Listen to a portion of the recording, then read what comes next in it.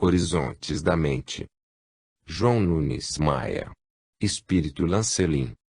Prefácio. Um livro é um acúmulo de ideias que o escritor seleciona, por meios que muitos leitores desconhecem. Há muitas ciências ou engrenagens espirituais, cujas funções dificilmente podem ser explicadas com clareza pelo raciocínio e pela linguagem. Esta de que falamos é a ciência de pensar, de escolher assuntos, de educar a mente e, para tanto, o companheiro Miramês é hábil expositor. A compreensão do leitor, nesse sentido, irá se desabrochando com o perpassar das páginas e, na gradação do avanço, ele notará, pela sua própria razão, o que pode se dar nos horizontes da sua mente. Horizontes da Mente é um ato de caridade cristã de uma alma para milhares delas, nos corredores do mundo terreno. Toca em pontos dificilmente comentados pelos escritores espiritualistas, com muita veemência, emprestando a quem lê a convicção de que o trabalho de reforma mental é o alicerce onde será construído o edifício da sua felicidade. Mostra que o céu é mais real dentro de nós, mas que depende de coisas e seres externos. Há livros iniciatórios que levam o leitor somente para dentro de si, de forma tal que tudo que é exterior perde o valor para ele. E o egoísmo, nessas circunstâncias, ganha terreno, avança no coração e domina a inteligência. O separativismo floresce nos ambientes do mundo interno e, talvez, o orgulho nasça, sem que o espírito tenha meios de expulsá-lo. Eis o perigo, na instrução dos leitores acerca de determinados assuntos delicados, na autoeducação. Não há hora tão grave como essa para o estudante da verdade. E sempre, nesses momentos, lembremos-nos de Jesus Cristo, o Mestre incomparável, que mostrou, com riqueza absoluta, a fertilidade do solo espiritual dentro de nós, sem esquecer de associar, a isso, a ajuda exterior, como lei divina. Se Deus não deseja isolar-se de nós, estando presente em tudo, como nós outros, simples criaturas dele, vamos nos recolher ao ostracismo, esquecendo a criação anterior.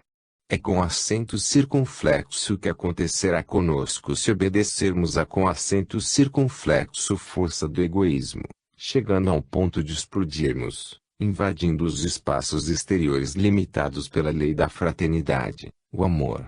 Os dois mandamentos escolhidos pelo Mestre, amar a Deus sobre todas as coisas e ao próximo como a nós mesmos, são fundamentais para o assunto a que ora nos referimos. Nós estamos, escolhidos, por sintonia, ao lado do próximo.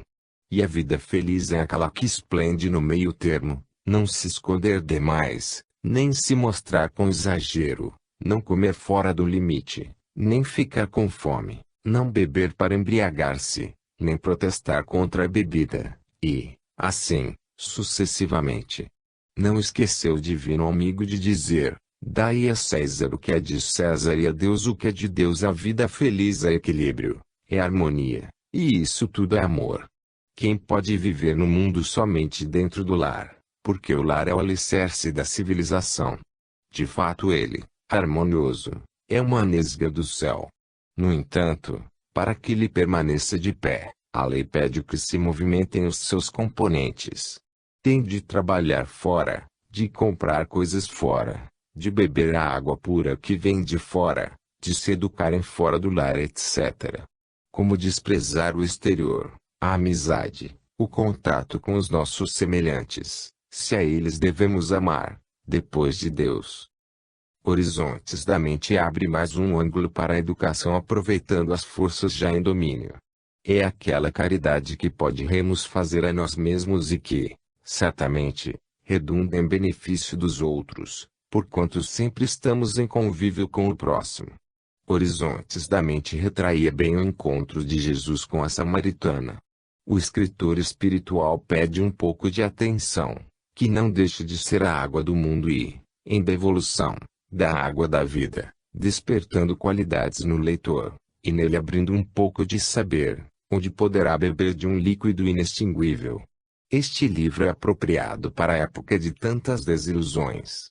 Se ledes com cuidado, notareis o que há de ser daqueles que não cuidam da educação da mente, e até onde os seus pensamentos podem atingir. Tudo está preparado para um avanço da humanidade na ascensão espiritual. Mas, no reparte, há uma parte que vos pertence.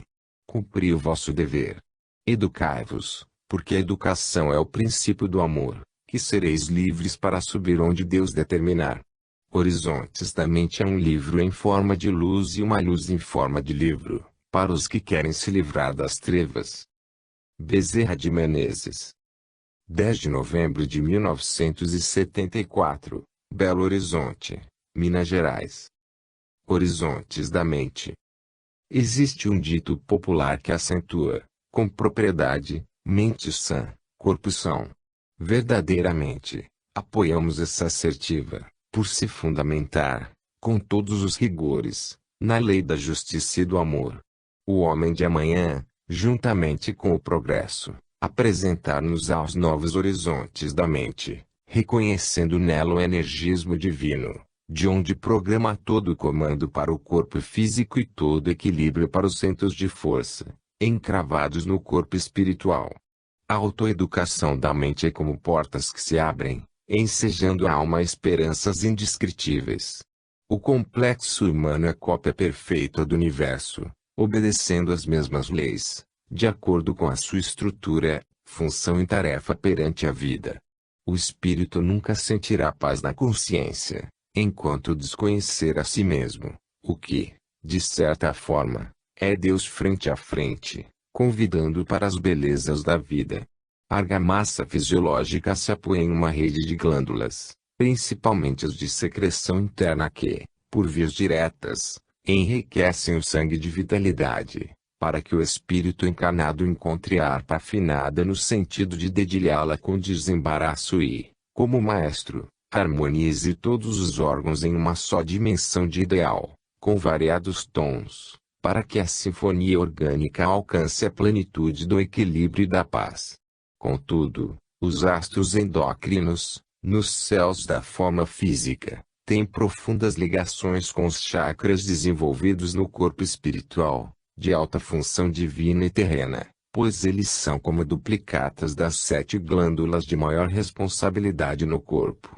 E a mente representa o comandante, o chefe no topo da cruz humana, pousada como pássaro celestial no maior computador do mundo, o cérebro, distribuindo ordens, analisando conceitos, ampliando e estimulando a química orgânica, encorajando altos interesses pelo progresso e por meios ainda desconhecidos da Terra, eternizando as leis de Deus nos escaninhos do próprio ser. Eis que os horizontes da mente são inconcebíveis, por enquanto, perdendo-se na noite dos séculos e milênios, apoiando-se no grande ser que denominamos Deus. A disfunção do mundo glandular provocará em vós inúmeras enfermidades, que a medicina, até hoje, procura debelar com poucos resultados, e estes, quase sempre nas pautas da transitoriedade. A ciência do futuro, no que diz respeito à saúde do corpo físico, está marcada para uma radical transformação de conceitos, de ética profissional e de diretrizes, no tocante aos métodos para os tratamentos.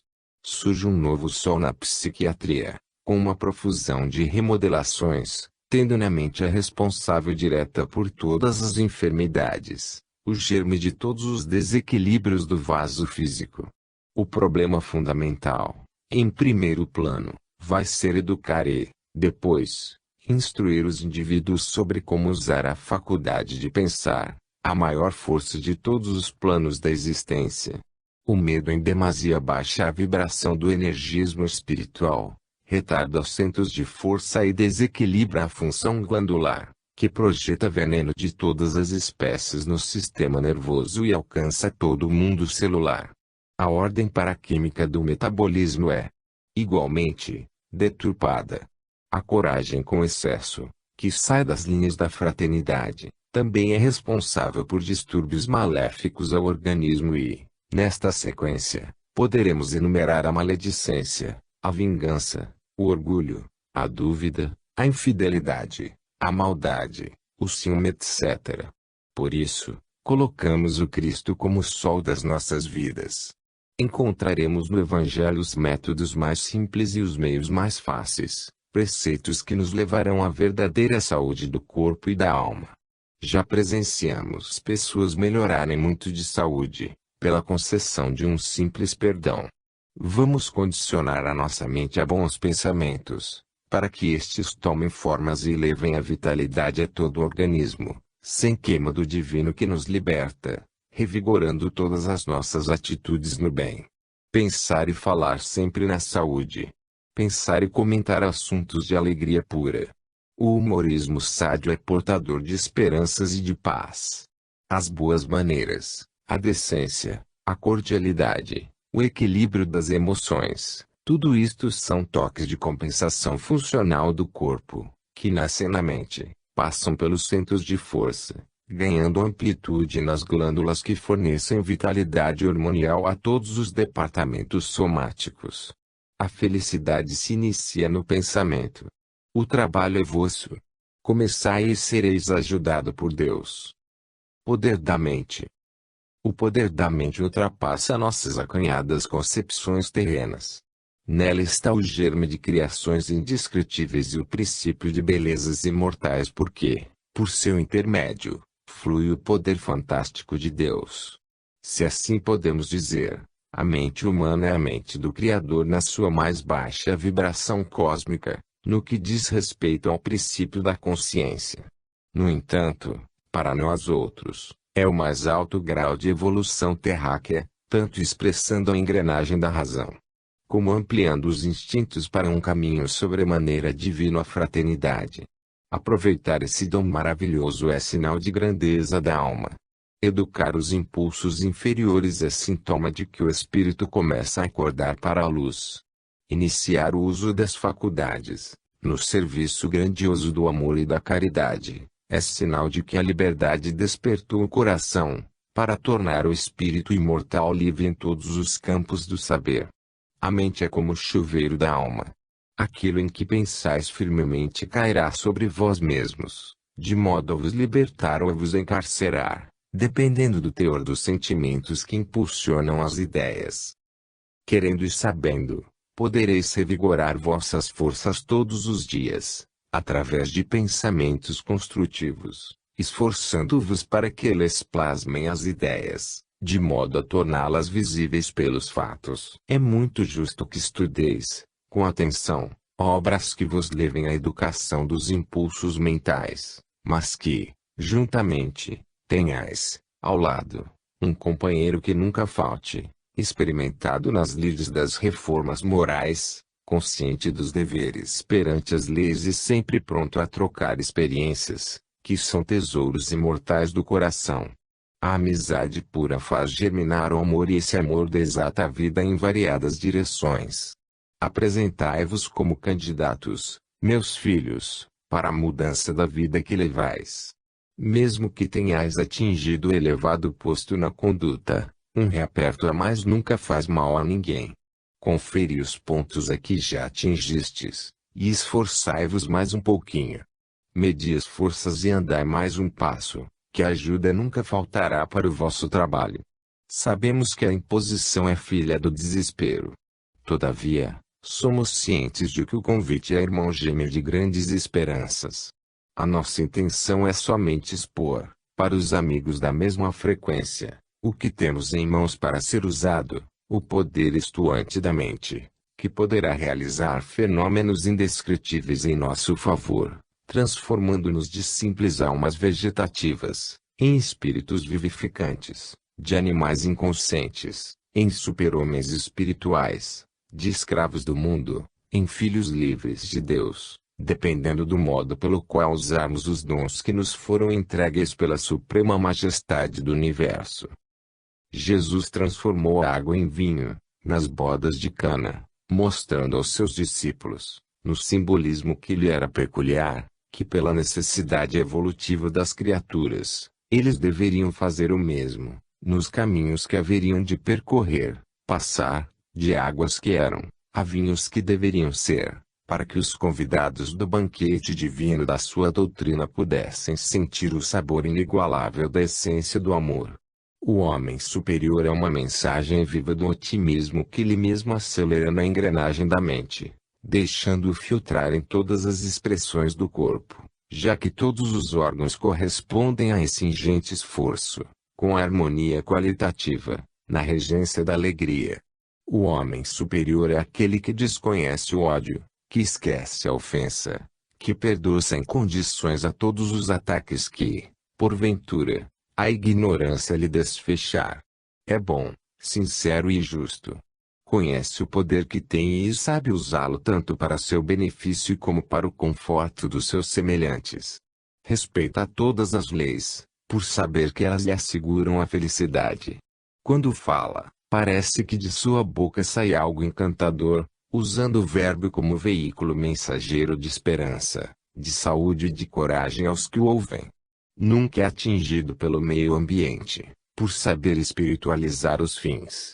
A sua mente é uma fonte qual a que o Cristo usou para dar de beber à com acento circunflexo samaritana. Quem tomar de sua água nunca mais terá sede e essa fonte jamais se extinguirá. É superior ao tempo e ao espaço em todos os quadrantes da criação. Mas, para atingir isso, é preciso educar o poder da mente. O amor. O amor é a suprema felicidade do místico, é a alma acesa em todas as dimensões da vida, é a força concêntrica do cosmo, é a luz de Deus que se expande em todas as latitudes da criação.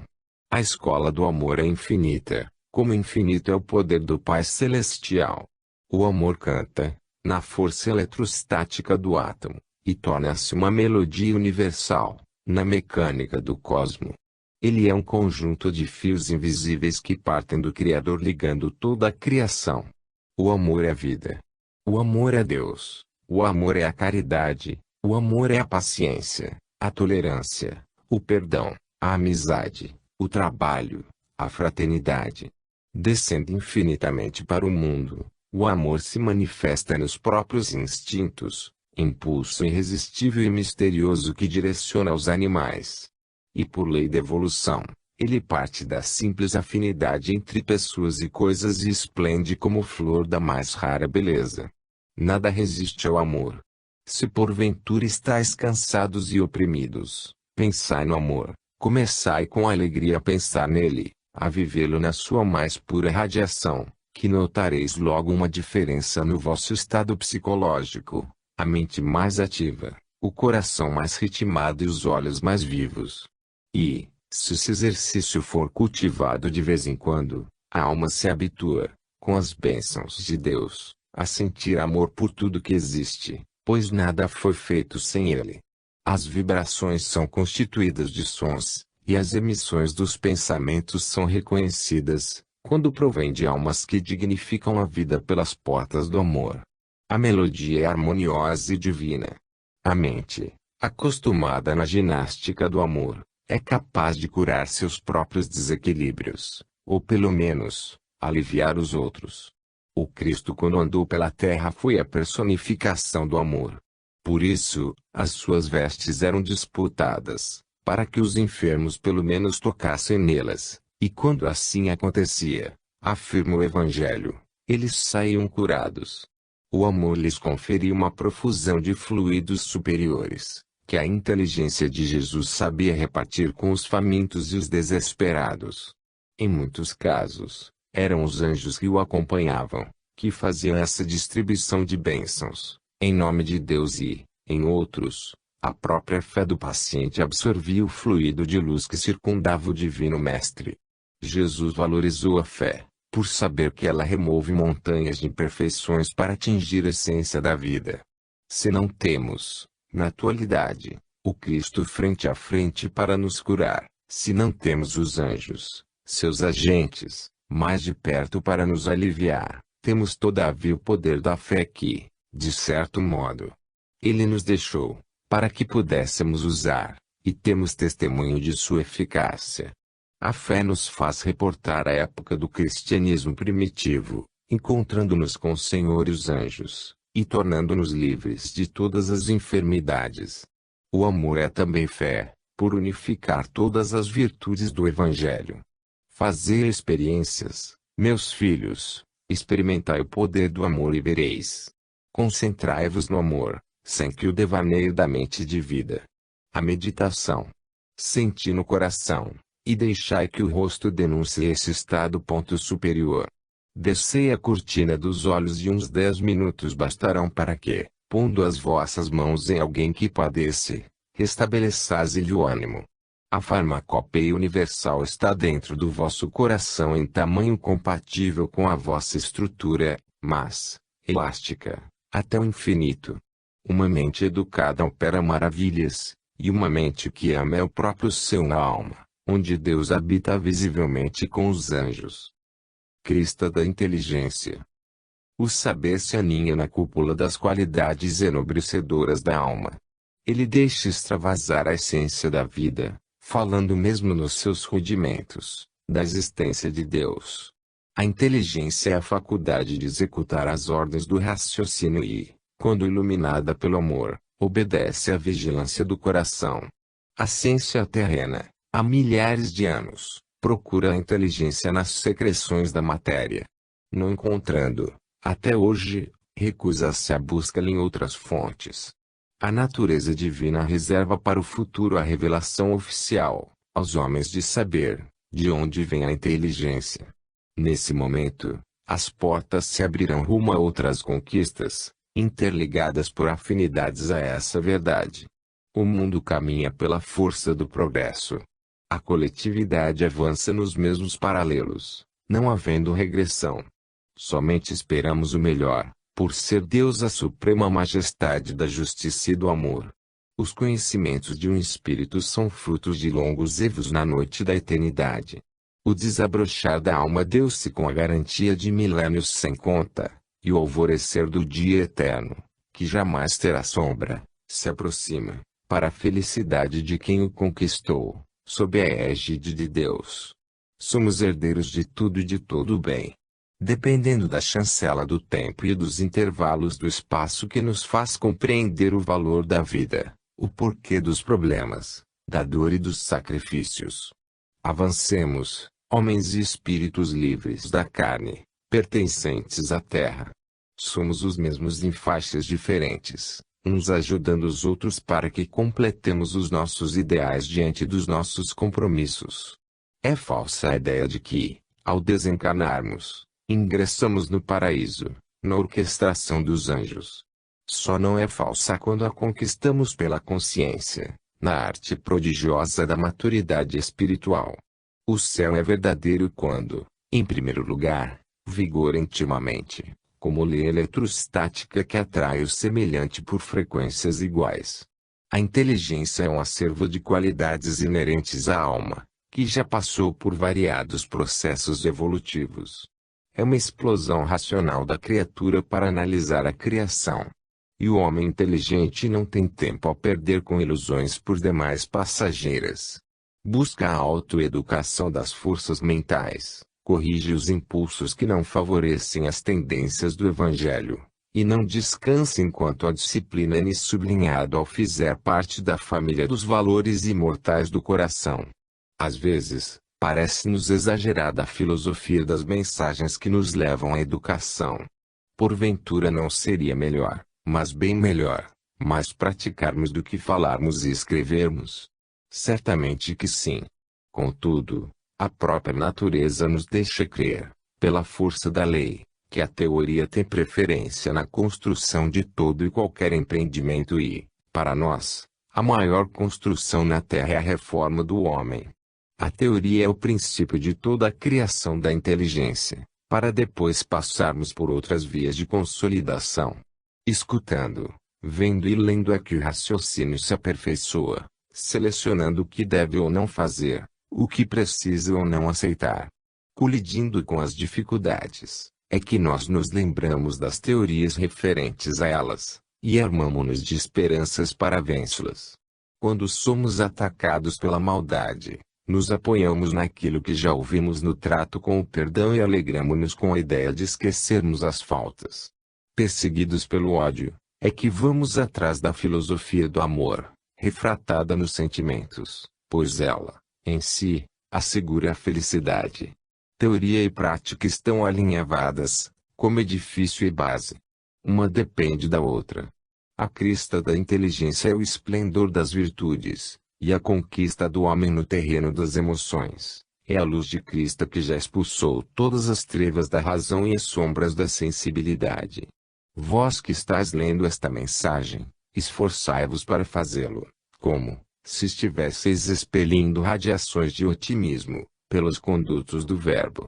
Vós que estáis ouvindo, fazei como se respirasseis o ar mais puro do ambiente que vos envolve, alimentando, com expressão de alegria, todo o cosmo orgânico faminto de paz e de luz. Exercitai e vereis como é bom usar a inteligência aliada à teoria, no enriquecimento da própria vida. Formação das ideias. A formação das ideias escapa, por vezes, à ciência humana, e influencia por demais o corpo físico, que a mesma ciência ignora. O poder dos pensamentos, no que se refere à vida somática, chega a raias inconcebíveis, tanto quanto o organismo social é força preponderante do homem para as coisas. E de alma para alma é a maior energia até então conhecida entre os próprios homens, pelo menos no seio de todos os espíritos criados por Deus. A ciência da configuração das ideias germina nas sutilezas do raciocínio e promana em todas as direções, como ondas de variados biótipos, levando a mensagem à consciência, de modo a ser aprovada ou relegada à margem do mundo mental.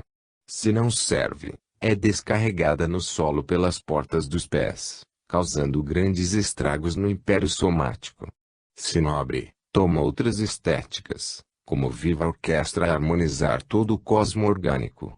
Toda imposição de ideias novas, invelhamente deseducada, gera perturbação psíquica e biológica. Nada na vida obedece ao bem sem esforço e sacrifício. A poluição da mente na humanidade chega ao clímax, e a dor dá o alarme de socorro, com urgência acelerada. Do mesmo modo como se apresentam no mundo externo, encontram-se no templo do pensamento inversões de valores, poluição de elementos, que anunciam próximas reformas com clarões da libertação espiritual. O desenho de sinais na mente é o princípio da comunicação entre as criaturas, e a formação dos pensamentos é uma arte divina, onde o espírito, como co-criador, tem sua maior parte. A responsabilidade é, portanto, muito grande para as almas que formulam os pensamentos, influenciando as criaturas, pois, pela lei, haverão de receber, de volta, ideias com as mesmas emoções, e vibrações com as mesmas estruturas. Quando as almas são congêneres na arte de pensar idênticas nos sentimentos, dá-se o grande fenômeno da vida de dois espíritos, o amor, em verdadeira simbiose, circulando, por canais invisíveis, energias de que um alimenta o outro. Quanto mais puros os sentimentos, quanto maiores e mais elevados forem os ideais de fraternidade e de perdão, com mais fulgor se expressará a vida, e a consciência não encontrará barreiras, tornando as duas almas uma só, com todas as suas divisões. Se desejamos nos confundir com os benfeitores de alta hierarquia espiritual, é preciso que a educação da mente seja o primeiro passo. A disciplina deverá surgir como mostra de um esforço dinâmico da alma, e raios de luz, como relâmpagos nos céus da aura do candidato, anunciarão novos dias. Está a luta travada, entre as trevas e a luz, entre o eu inferior e o superior. Se assim podemos dizer, entre a carne e o espírito. A concatenação das ideias obedece a uma lei que, muitas vezes, o seu Criador desconhece. Todavia, é impulsionada para ininterruptas formações de pensamentos, que expressam o que é e as vias percorridas na escala evolutiva. Nós somos o que somos, e o que Deus tinha de fazer em nosso favor já fez desde o princípio, esperando a nossa vez, a nossa parte. A ação do Senhor se processa por leis irretroquíveis, na medida dos nossos esforços. A harmonização da mente não se dá sem a cooperação dos nossos semelhantes, principalmente daqueles que não simpatizam conosco. Como aprender a perdoar sem sermos ofendidos? Como conhecer o valor do amor, sem antes provarmos o tétrico ambiente do ódio? E a saúde, sem sentirmos o guante da dor? São estímulos de fora, que vêm para o nosso socorro, criando tempestades no nosso mundo mental, agitando os mares dos sentimentos, para que tomemos as devidas providências, analisando no laboratório da razão e nas sensibilidades do coração. E a ordem do dia indica a reforma. Se ouvirdes piadas picantes, não deixeis que elas criem imagens na vossa mente que, ao serem passadas para os outros, nelas vão o vosso carimbo de responsabilidade. Se alguém vos calunia, não revideis, para que não vivais na mesma dimensão do caluniador, e respondais pelo estrago de energia deturpada que desprende de vós pelo infinito afora. E assim por diante. A formação das vossas ideias leva a vossa própria imagem, ofertando e recebendo de conformidade com a lei, pois os semelhantes se agrupam com os seus iguais em toda a profusão da vida universal. Emissão dos pensamentos. Toda mente tem um transmissor incomparável estruturado para emitir ondas longas ou curtas, metragem e microformas, com a sua linguagem específica, de acordo com as necessidades. Mesmo que queiramos, nunca conseguiremos parar de pensar, pois a mente é um dínamo sagrado ligado à suprema inteligência universal, pela qual flui, ininterruptamente, a vontade de Deus. Procuremos analisar os pensamentos desde os seus princípios mais rudimentares, e notaremos que somente participamos, com muita eficiência, na sua engenhosa formação e transmissão de ideias. Contudo, quase somos realistas ao aceitarmos as nossas responsabilidades de ajudar na emissão dos pensamentos em direção aos nossos semelhantes. Pensar é viver, e viver melhor é pensar conscientemente, fazendo o que nos toca com mais perfeição. A estupenda energia dos pensamentos cria formas admiráveis, alimenta uma gama de coisas sem precedentes, atuando em todas as linhas do metabolismo, harmonizando todos os mundos celulares, se sua formação congênita é o amor e a caridade em suas variadas extensões. O espírito é o centro energético de atividades imensuráveis, reguladas por leis justas, de modo a manter o corpo na mais perfeita harmonia. Ele emite para suas formas diversas correntes sutis, potencializando todo o agregado do soma, tanto quanto dos corpos de mais alta frequência vibratória. A projeção é feita pela mente, ante os canais sustentadores da vida. Reflitamos sobre o bem ou o mal que poderemos fazer, no uso daquilo que é mais sagrado na nossa vida, pensar, emitir ideias, e estas se consubstanciarem em valores pelo verbo, e este se identificar pela escrita, onde poderá se transformar em fonte sublimada para a paz da consciência e o bem de todos os semelhantes. Vigiemos, pois, nossas emissões mentais. Todo esforço neste sentido é louvável, mesmo que não atinjamos totalmente a pureza desejada.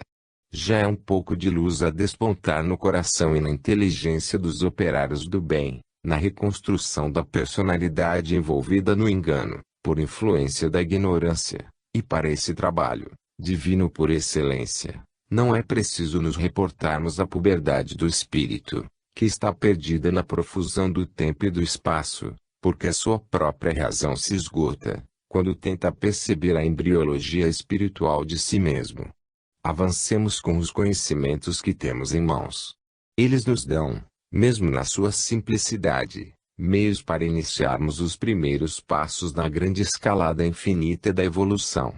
A mente só cria, igualmente, imagens compatíveis com a sua própria estrutura espiritual, na formação do eu. O Pai não se esqueceu dos estabilizadores, de modo que as voltagens etéricas surgem no cenário do cérebro, conectadas no volume justo a ser suportado pelo ser pensante. Daí, é que ajustamos essa ideia aos ensinamentos do Evangelho, que comenta, em certo trecho, não são colocados fardos pesados em ombros frágeis. A massa encefálica é o topo da cruz humana, E nela se encrava um astro divino, que se manifesta, em parte, por acanhados sentidos, e as ideias oriundas dessa claridade semeiam vida por toda a lavoura biológica. E essa vida se expressa por escalas infinitas, de acordo com a sua maturidade, que é conhecida pelo que a alma pensa, pelo que faz, pelo que vive. A nossa mente atinge todo o corpo físico através dos pensamentos, que encontram seus reatores nos variados plexos, para depois acionar as glândulas responsáveis por todo o conjunto orgânico. Se as emissões dos pensamentos forem boas, todo o templo do espírito estará em paz. Se não, sofreremos, hoje ou amanhã, as nefastas consequências causadas pelas invigilâncias do inquilino do corpo. Deveremos dar início, se não temos costume ainda, ao cultivo do amor, da alegria pura, das emoções superiores, da caridade e do perdão, da tolerância e da solidariedade para com todas as criaturas. Essas tentativas, por nós iniciadas, darão ensejo a um bom ambiente para a consciência interna nos ajudar a plasmar, no flóreo clarão divino que entra em nós, ideias de alta elevação espiritual, tornando-nos livres da velha sombra que nos acompanha há milênios, denominada ignorância. Limpar a mente. Os bons costumes tornam a mente límpida e clareiam o verbo, enriquecendo-o, para que os ouvintes sejam estimulados ao exercício do bem eterno.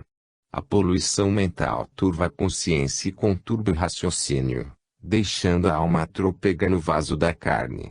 O homem civilizado não tem o costume diário de higienizar o corpo, pois a mente, na verdade, tem grande necessidade de limpeza, tanto quanto o corpo, por ser o centro da vida que comanda toda a massa somática. E esse trabalho começa como a chuva, divide-se em bilhões de gotículas, mas farta a humanidade e a natureza, limpa a atmosfera e destampa as minúsculas aberturas das árvores, de onde promana o oxigênio puro, no vigor da própria existência.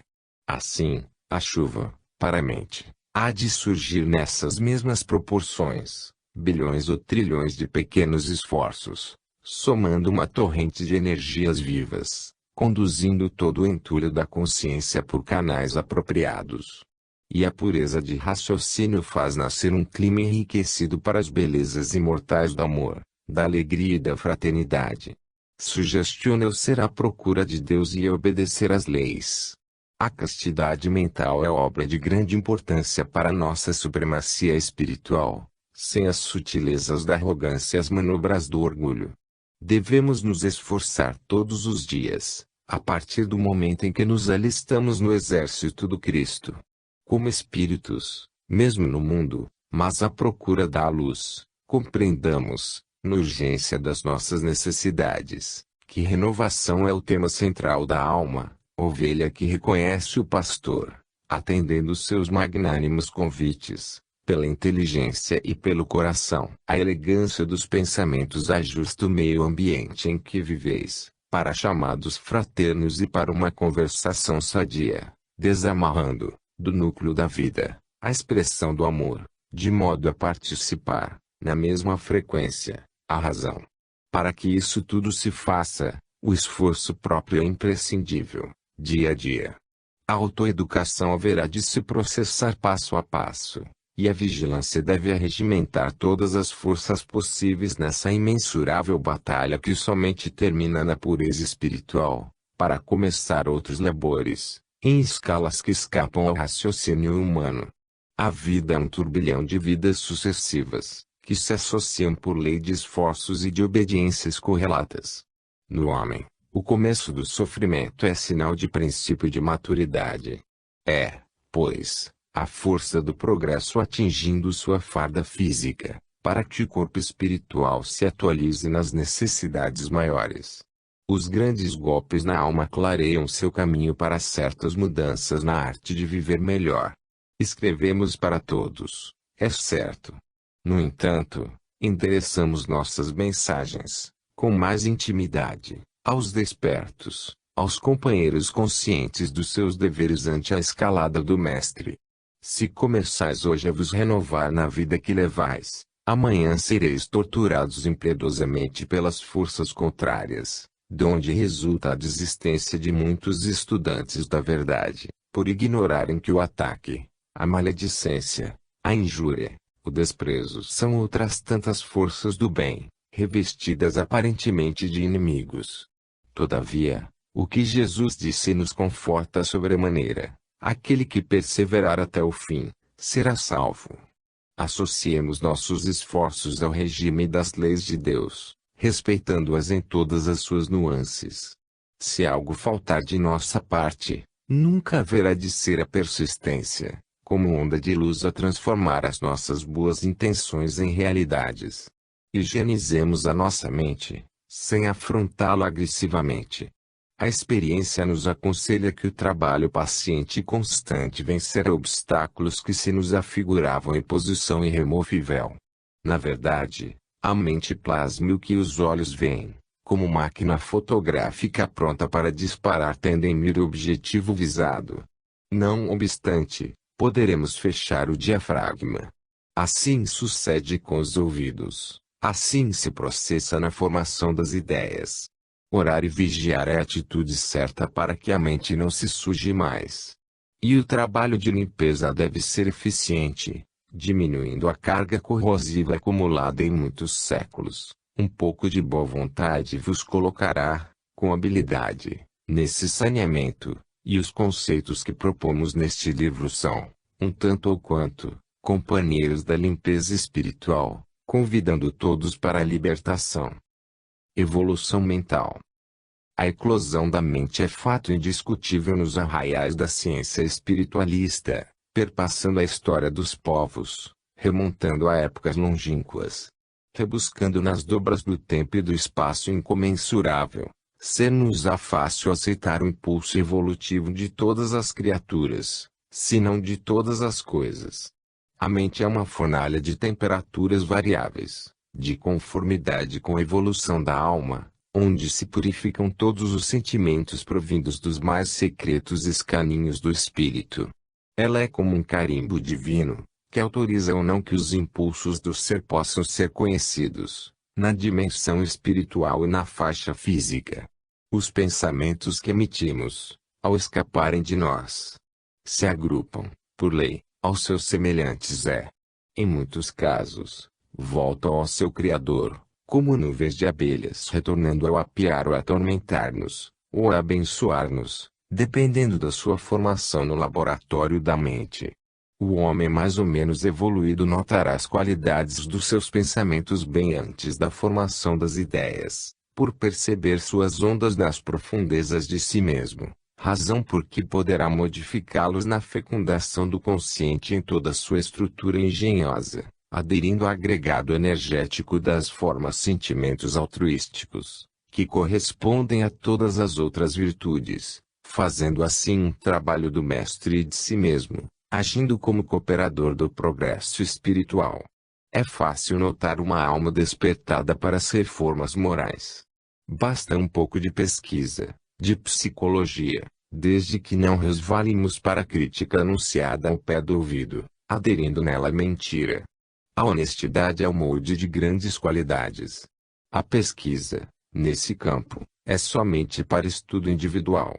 A pessoa, por muito que esconda, deixa passar, no que pensa, no que fala e no que vive, o que verdadeiramente é, e o resultado das nossas observações individuais muito nos servirá na autoanálise, tanto quanto na educação de que ainda carecemos.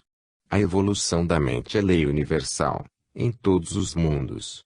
E a nossa participação é como acessório da mesma lei vigente em toda a criação. Aprendemos por ingentes esforços mas somente o que já se encontra feito ou descobrimos métodos estruturados na vida desde o princípio das coisas. A nossa parte é, certamente, a mais simples, no entanto, de grande eficiência para nós mesmos. A evolução requer esforço, dor e sacrifício. Seu roteiro é, na realidade, o que o Cristo deixou para todos nós, subindo o Calvário com a cruz, e ainda nela sendo crucificado. Não existe outro caminho, A não ser quando aprendermos o amor verdadeiro, que começa a aparecer nos invisíveis pontos luminosos da mente, a refletir, na personalidade, como cortesia, amabilidade, tolerância, compreensão, caridade, bom senso etc. Eles poderão aumentar de tamanho, atingindo toda a área mental, tornando-se um sol, se o espírito passar a viver por amor e alegria, as leis estabelecidas pela inteligência soberana nosso Pai e Pai de todas as coisas criadas. Do contrário, a ignorância nos domina, a dor nos acompanha e toda a sorte de problemas nos coage, até o tempo explodir nossas qualidades guardadas no seio da própria vida. Pensamentos negativos são notas dissonantes na harmoniosa orquestração da mente, e as boas ideias fortalecem o cérebro, revigoram os nervos, estendendo as bênçãos do bem em todo o complexo biológico. É hora de participarmos com mais intensidade da nossa evolução mental, procurando conhecer todos os horizontes da mente, para trabalharmos com proveito na grande construção do super-homem de amanhã. Começando hoje, com sutis toques de reformas de costumes, amanhã o trigo já estará maduro. Poderemos arrancar o joio, para novos e fecundos plântios. Esse é o impulso irresistível da evolução. Avancemos. Divisões da consciência. O espírito, ao reencarnar, entra em processo preparatório, principalmente no tocante à consciência que, além de ser um todo unificado, é também a mínima parte que se encontra em atividade na alma, que domina o império da carne. Os instrutores espirituais separam a região da consciência ativa no reencarnante, limpam na qual se faz no mundo com uma fita magnética já usada, só que, no caso da mente, nada se perde. É recolhido todo o material no núcleo consciência, por hábeis especialistas, de modo fascinante, para que, no amanhã, sirva como testemunha das vidas sucessivas, onde o espírito poderá, caso necessário, consultar o que fez para estruturar os anseios do futuro, pois tudo ficará guardado no arquivo interno do eu. Não devemos nos esquecer de que a consciência, mesmo tendo divisões inumeráveis, de certo modo, continua em perfeita consonância com as partes que compõem o seu todo, por laços indestrutíveis. É preciso reconhecer que a mente ativa do que renasce na Terra chega virgem, na sua candura primitiva, qual folha de papel que foi esquecida pelo uso. É fácil compreendermos porque o homem não se lembra das suas vidas passadas, de acordo com o que acima narramos, a não ser casos raros, em que o espírito busca na fonte, consciência profunda, os dados que lhe compete conhecer por inspiração de irmãos maiores, desde que isso lhe seja proveitoso. O dever da inteligência é aglutinar ideias e fatos a serviço da mente, que plasma com eficiência extraordinária todos os pormenores da vida para, depois da desencarnação, entregar ao centro consciencial, como se fosse um xerox absorvente de toda a matriz, com sensibilidade e nitidez inexplicáveis, onde se encontram todas as experiências da alma no decorrer de todas as suas vidas, na Terra e fora dela. É nessa ligeira conversa que podemos notar a nossa responsabilidade em relação à formação de ideias e aos pensamentos que emitimos no desenrolar da vida. A mente é um computador divino, onde a programação depende da nossa vontade, do nosso querer, dos lastreados imensos dos nossos sentimentos, em uma conjuntura infinita de acervos de forças que devem ser disciplinadas. Por isto, apelamos constantemente para a educação conectiva com a instrução, em simbiose profunda, para que uma possa complementar a outra. O terceiro milênio, pelo que nos foi dado saber, não poderá receber espíritos desinteressados por Cristo. O chamado do Mestre está se fazendo por todos os meios possíveis. Quem tiver olhos para ver, que veja, e ouvidos, que ouça. E a seleção está próxima, entre trigo e joio. Ainda temos muito que estudar no que diz respeito à mente. Somente encontraremos conceitos mais elevados, se nos propusermos a iniciar a prática de algumas leis, que asseguram a educação dos instintos inferiores em relação às necessidades atuais da alma. Todas as forças do bem vêm direcionadas para cada espírito, de acordo com as suas necessidades espirituais, e ficam em torno dele, esperando suas decisões. O impulso é individual, como o dos soldados, que esperam as ordens do comandante e o dos pedreiros, os traçados do arquiteto. Comecemos logo a mudar o modo de pensar e agir. O esforço, certamente, é grande, mas, se continuarmos, alcançaremos a vitória. E se não esmorecermos, ao fim da existência física, entregaremos à consciência profunda uma mensagem renovada, que não nos envergonhará, quando tivermos o poder e a bênção divina de relembrá-la. Empenhemo-nos no bem, esforcemo-nos no perdão, e façamos de nossa vida, onde a vida maior nos colocar, um cântico de amor na grandiosa substância da caridade. Se assim não fizermos, continuaremos dominados pela ignorância. Valor da alegria. Alegria sustenta o bem-estar físico e propõe o entusiasmo na mesma dinâmica. Não obstante, carece de ser purificada dia a dia, para não nos trazer aborrecimentos. Ela converge de pontos sensíveis, de alta sintonia com coisas e fatos que apreciamos. A temática da nossa conversa será júbilo cristão, se nos esforçarmos para que ele floresça com toda a sua gama de bem-estar no coração dos homens. A satisfação natural e pura nasce na alma, sob as mesmas leis da lavoura no mundo. A semente tem de ser entregue à terra fértil e tratada nos momentos adequados. A irrigação requer cuidados permanentes da vigilância, companheira inseparável. Assim, os bons pensamentos somente despontam nos horizontes da mente, no regime de grandes esforços e ingentes sacrifícios, porém, compensam o trabalho de saneamento, pois luta nenhuma, principalmente no bem, ficará em vão. A natureza nos responderá com as qualidades de frutas inerentes às sementes que plantamos, obedecendo à lei da justiça.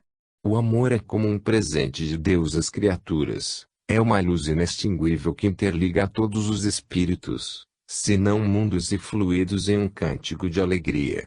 A mente é a matriz que dá a forma aos sentimentos em um plano mais rarefeito. Depois, a razão aprovará ou não as ideias que deverão ser executadas, materializadas no mundo das formas concretas.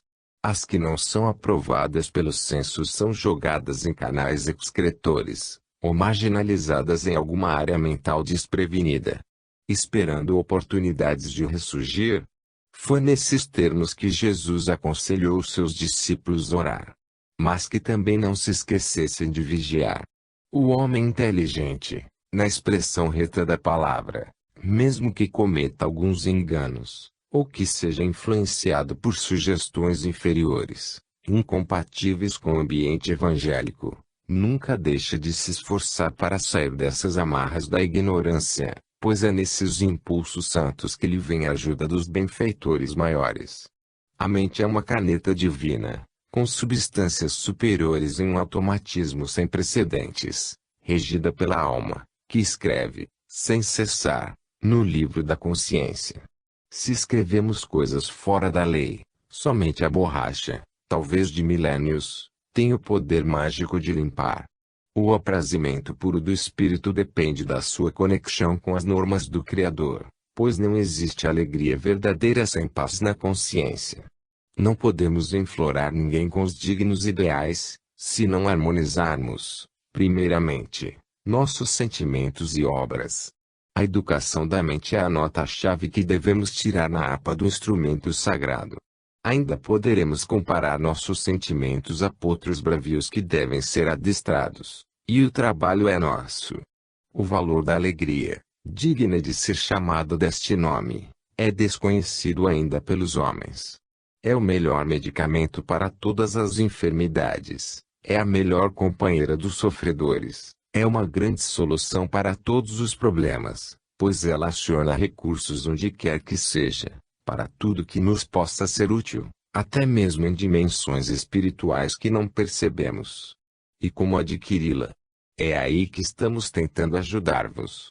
Nada no mundo nos é dado sem esforço próprio, e todo trabalho tem seu correspondente. Esse estado de alma é adquirido. Plantai o bem em todas as direções em que andais, porque de todas partem ramificações de alegria que, algum dia, se tornarão em um todo nucleado as qualidades requeridas pela vida direcionadas para a felicidade. Concentrai-vos na alegria quando estiverdes falando a alguém. Vibrai na alegria quando estiverdes lendo coisas educativas para os outros. Pensai com alegria na saúde dos que sofrem, que ela, essa companheira celestial, começará a fazer parte da vossa vida. Dinamismo mental. O dinamismo da mente atinge pontos indizíveis com relação ao progresso, quando se encontra sob o controle da razão cristianizada. Produz fenômenos que fazem os célicos pensarem, e o homem de fé meditar profundamente em Deus. Consubstanciando forças pelos recursos já armazenados no coração, concernentes à ampliação dos seus dons espirituais, e coloca em pauta a educação da mente, correção dos pensamentos e vigilância na formação das ideias, pois conhece, e sente de perto, que o dédalo do mundo mental envenena os centros de força, criando, nas vias orgânicas, bifurcações sem placas indicativas, de modo a impedir a energia vital de circular livremente no corpo somático, formando coágulos energéticos, focos e futuras enfermidades de difíceis diagnósticos. Deduz-se daí que a acupuntura e o passe não fazem outra coisa a não ser livrar a energia da estagnação, fazendo correr a escória magnética, muito mais perigosa do que se pensa, através dos canais excretores do corpo. O cérebro do espírito encarnado, tanto quanto do desencarnado, é um dínamo acionado por um turbilhão de estímulos que, por sua vez, são obedientes à ave de Deus que pousa no ninho da mente. Eis porque convidamos os que nos leiam e estudam conosco as primeiras letras do Evangelho de nosso Jesus Cristo, para empenharem-se com todas as forças dos amanhos da mente, como se fosse uma lavoura de proporções sem limites, a nos oferecer oportunidades sem conta. E é bom que nos certifiquemos que fora da disciplina, da autoanálise, das boas maneiras, da prática do amor, não haverá paz de consciência. Afeiçoemo-nos, pois, ao trabalho de transmutar os instintos inferiores em altos níveis de fraternidade, levando em conta que todo exercício superior nas linhas educativas nos faz crescer perante Deus. Já pensastes se puderdes, em horas de grande desânimo, de abatimentos morais, conhecendo os métodos e a prática, mudar imediatamente esse estado negativo, envolvendo-vos em alegria pura, em ânimo que se extravasa em todas as palavras e pensamentos no decorrer do dia? Essa é a verdadeira pedra filosofal que os homens tanto procuram no exterior, quando ela está dentro de todos os seres criados por Deus. A mente dinâmica nos serviços da benevolência e do perdão prorrompe em nuances incalculáveis, na fraternidade imponderável. Não podemos nos esquecer de que, antes de qualquer trabalho, temos dever para com a humanidade, uma das chaves que abrirá várias portas do aprendizado atinente à educação. Ao orardes, não esqueçais da humildade diante de Deus. Ao analisardes os fenômenos da natureza, em primeiro lugar revesti-vos de humildade. Ao falardes com os vossos semelhantes, cobri-vos de humildade respeitosa. Ao falardes para alguém ouvir, fazei o mesmo, porque amor e caridade, sem a luz da humildade cristã, fica na falta de algo divino que alimenta o coração dos homens, vindo do coração de Deus. O trabalho é o centro das cogitações de todos nós, em todos os planos de vida. Porém, ele se divide ao infinito, para que possa atingir as criaturas no plano em que vivem, sem limitações. A dinâmica da evolução é o labor, desde a primitiva formação da matéria à energia mais pura, desde o espírito até ao Criador. Portanto, viver é empenhar-se em função do trabalho que repara todos os desequilíbrios. Abençoemos as oportunidades que Deus nos deu de servir, que seremos servidos eternamente. Lótus divino. O que denominamos de lótus divino se ramifica no corpo espiritual, que se ajusta com esplendor estupendo na planura craniana que, por sua vez, interliga-se de maneira indireta com as glândulas endócrinas e ainda filtra o éter cósmico, que nos serve de matéria pensante.